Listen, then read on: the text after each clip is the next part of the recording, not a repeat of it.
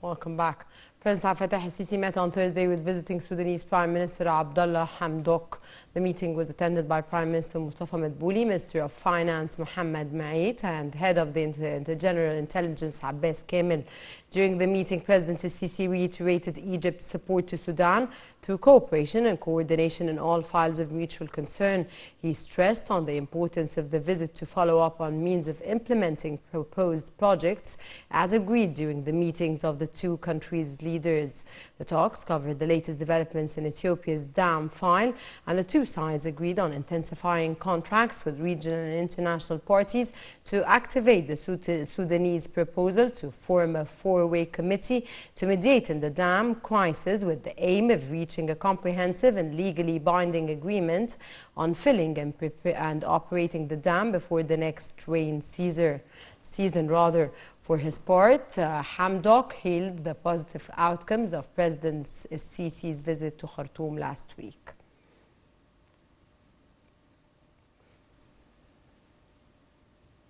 Earlier in the day, Prime Minister Mustafa Madbouli met with his Sudanese counterpart, Abdullah Hamdok, who heads a high-level delegation in his visit to Cairo. After their talks, Madbouli and Hamdok held a joint press conference. Speaking during the press conference, Madbouli reiterated Egypt's full support to Sudan. He said that the two sides discussed the implementation of projects in the agricultural field, as well as increasing the volume of trade. Madbouli said that Egypt is seeking a decisive settlement to Ethiopia's dam crisis, adding that Egypt has a constant stance on protecting its water rights. For his part, Hamdok said that the visit signals the beginning of a new era in the relations between both countries. He noted that his country takes Egypt's economic reform program as an example to follow.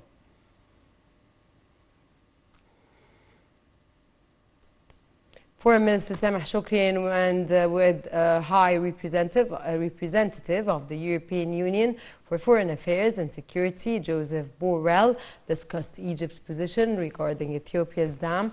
In phone talks, Shoukry reviewed Egypt's stance, which seeks to reach a fair, balanced and binding deal on filling and operating through a serious negotiations. Shoukry stressed the importance of European participation under the umbrella of the International Quartet, which includes the Democratic Republic of Congo, United Nations, the European Union and the United States. Shoukry reiterated that it is important that these efforts result in launching negotiations that bring an agreement on the Renaissance Dam before the next flood. Ethiopia has announced its intention to start the next stage of filling the dam. Shoukry described the step as a unilateral action which will have negative repercussions.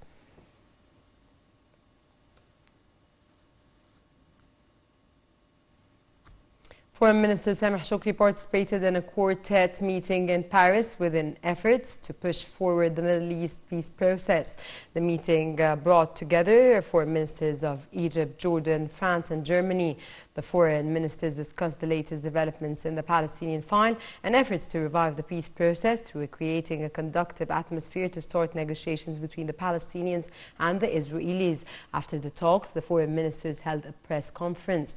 Foreign Minister Sameh Shoukry said that the meeting aims at restoring peace in the region. He referred to efforts to implement a roadmap for peace in Libya. French Foreign Minister expressed hope that the talks would resume after the Palestinians and Israelis conclude their upcoming elections. For his part, the German Foreign Minister expressed hope that peace will be achieved in the region and called on the United States to return to backing a settlement based on the two-state solution. Meanwhile, Jordanian Foreign Minister Ayman al-Safadi vowed to continue in efforts to reach a comprehensive peace.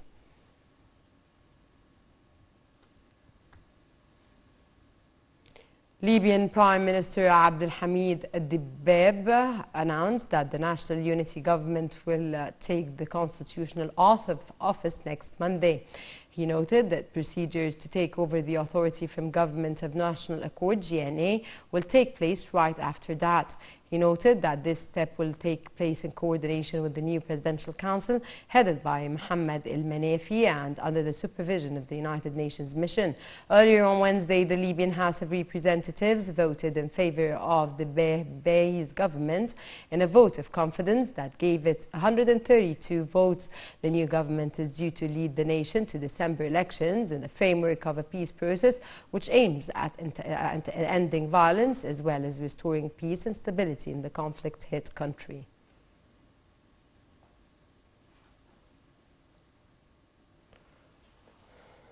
Egypt praised the confidence vote that was successfully passed by the Libyan parliament in favor of Libya's unity government.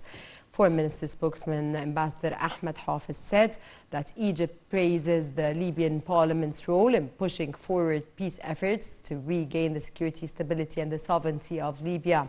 He asserted that Egypt is looking forward to cooperating rather with the Libyan unity government during the transitional phase.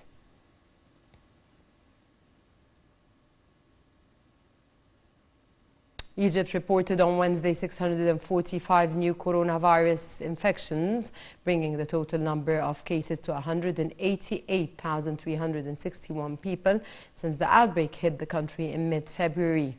The Health Ministry also reported 46 new deaths, bringing the total number of fatalities to 11,128.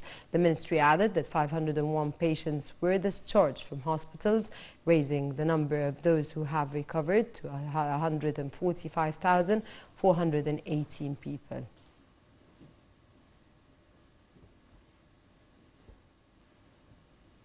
The world on Thursday marked